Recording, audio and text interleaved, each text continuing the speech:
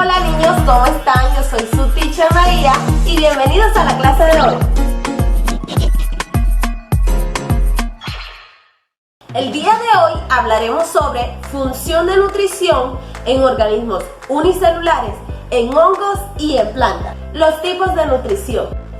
La función de nutrición es el proceso mediante el cual los seres vivos obtienen, procesan, almacenan los nutrientes y liberan la energía obtenida por todo el organismo. Según la forma como los organismos obtienen los alimentos, se pueden dar de dos tipos: autótrofos y heterótrofos.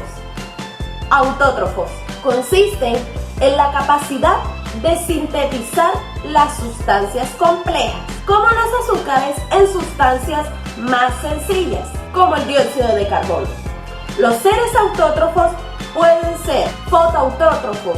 Utilizan la energía proveniente del sol para sintetizar azúcar. Quimioautótrofos. Utilizan la energía proveniente de reacciones químicas de compuestos como el amoníaco. Nutrición heterótrofa. En este caso, los organismos obtienen los nutrientes a partir de la alimentación de tejidos de otros seres vivos.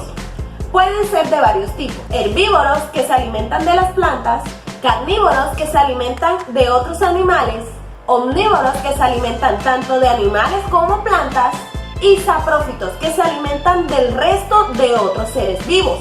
Función de nutrición en organismos unicelulares. Los organismos unicelulares pueden ser autótrofos o heterótrofos.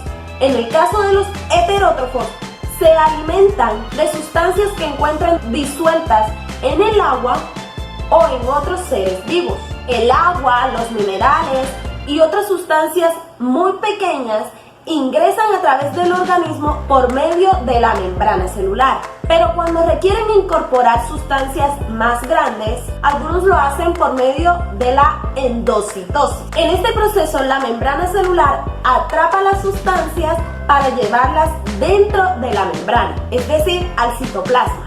Dependiendo del tipo de partículas que ingresan a la célula, la endocitosis puede ser de dos tipos: fagocitosis, cuando las partículas son sólidas, y pinocitosis, cuando las partículas son líquidas. Función de nutrición en los hongos. Los hongos son organismos heterótrofos, ya que son sésiles, es decir, se encuentran fijos a un sustrato. Es decir, por medio de las hifas, que se ramifican rápidamente, entran en contacto con diferentes fuentes de alimento. Como sus células están cubiertas por una pared celular rígida, los hongos no pueden fagocitar su propio alimento, sino que estos deben descomponerlos antes de que entren a su cuerpo, mediante la acción de sustancias que liberan las hifas, que se llaman enzimas digestivas. Según la fuente por la que obtienen los alimentos, los hongos se pueden dividir en tres grupos: hongos saprófitos, hongos simbiontes y hongos parásitos. Hongos saprófitos obtienen los nutrientes que necesitan a partir de los restos de otros organismos. Son muy importantes porque ayudan a la descomposición de la materia, de sustancias más complejas a sustancias sencillas. Hongos simbiontes. Muchos hongos tienen la facilidad de asociarse a otros seres vivos para causarse un beneficio, pero que estos también le causan otro beneficio a la planta a la que está adherida. Como por ejemplo, los líquenes se asocian a las algas y estos le ayudan a fabricar su alimento. Hongos parásitos. Estos se alimentan de materia orgánica de otro ser vivo, pero que le causan daños y enfermedades, como por ejemplo la roya. Nutrición de las plantas. Las plantas, para elaborar su alimento, necesitan de sustancias como sales minerales, agua, dióxido de carbono y energía solar. Este proceso se da a cabo a través de la fotosíntesis y se dan en tres etapas: absorción de nutrientes, conducción de sustancias y elaboración del alimento. Absorción de nutrientes. Por medio de las raíces, las plantas pueden absorber los nutrientes que se encuentran en el suelo, como agua y sales minerales, que luego pasan a los vasos conductores y se da el segundo proceso, la conducción. por los cuales pasa primeramente por el xilema que transporta la savia bruta. La savia bruta es el compuesto de agua y sales minerales que suben por el tallo, pasan por las ramas y finalmente llegan a las hojas de la planta. Cuando la savia bruta se encuentra en las hojas y estas, al recibir la energía solar y el dióxido de carbono, estos al combinarse transforman esas sustancias en savia elaborada, en azúcares y liberan el oxígeno que nosotros utilizamos. Ya esas sustancias pasan a ser de sustancia bruta a sustancia elaborada que bajan por otro vasoconductor llamado floema. La savia elaborada es el alimento de la planta y es el que le ayuda a crecer. Aunque la fotosíntesis es la fuente primaria en la nutrición de las plantas, algunos se complementan con otros alimentos. Por ejemplo, mantienen relaciones simbióticas con hongos, obtienen minerales del aire como las plantas que viven en los árboles o capturan insectos de los cuales también obtienen nutrientes como lo hacen las plantas carnívoras.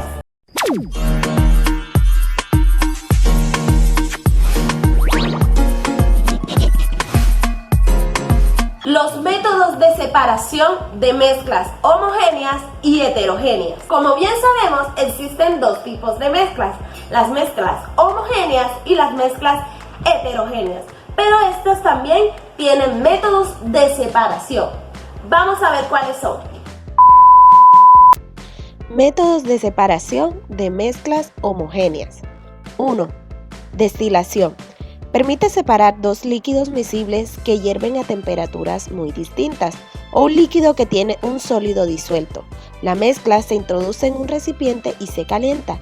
Cuando se alcanza la temperatura de ebullición del primer líquido, este se hace pasar por un tubo de refrigerado en el que se enfría y se condensa.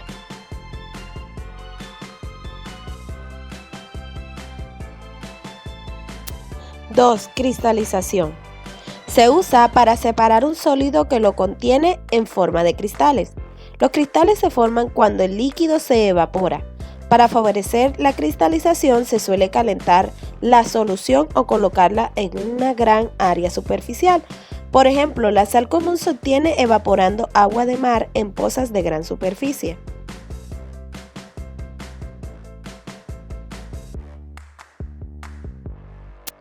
3. Extracción de solventes. Para extraer un soluto de una solución se puede agregar otro solvente mezclable en el cual el soluto sea más soluble. Se agita y se deja reposar hasta que se forman dos fases bien claras de los solventes inmiscibles. Se separan ambos y se obtiene el solvente más puro.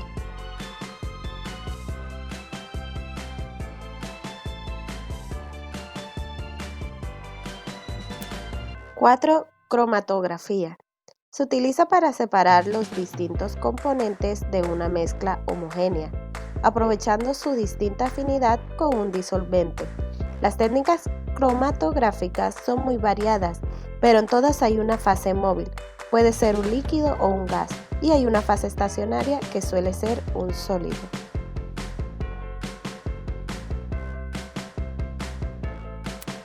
Métodos de separación de mezclas heterogéneas. 1. Filtración. Sirve para separar sólidos suspendidos en líquidos cuando las partículas del sólido son pequeñas. Para ello se usa materiales porosos como papel de filtro, algodón o una capa de arena en polvo, que dejan pasar el líquido y retienen las sustancias en estado líquido.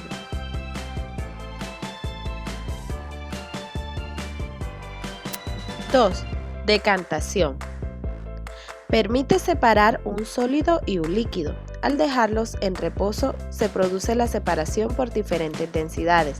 Entonces se inclina el vaso y se hace deslizar el líquido sin que salga del sólido sedimentado. También se emplea esta técnica para separar dos líquidos no mezclables, agua y aceite. En este caso se usa un embudo de decantación.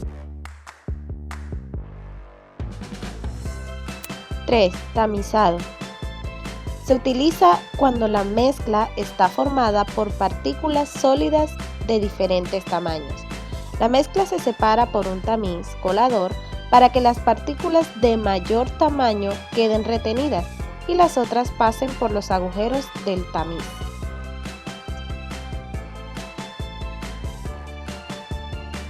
¡4! Separación magnética. Se utiliza cuando uno de los componentes de la mezcla es un metal ferromagnético, hierro, níquel, cobre, que se separa del resto empleando un imán.